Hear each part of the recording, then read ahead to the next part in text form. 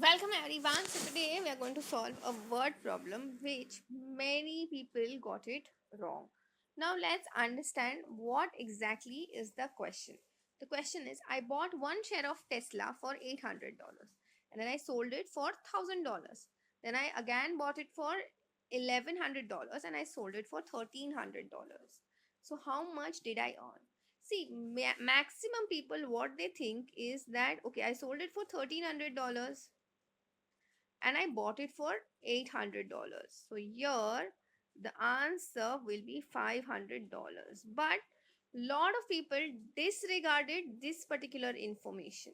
See, if you sold it for 1,000 and then you got it for 1,100, means you have made a loss of what, $100.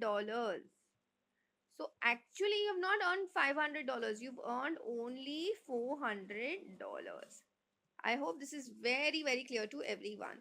So I can say option A is the answer for this particular question. That's it for today. I will see you in the next video.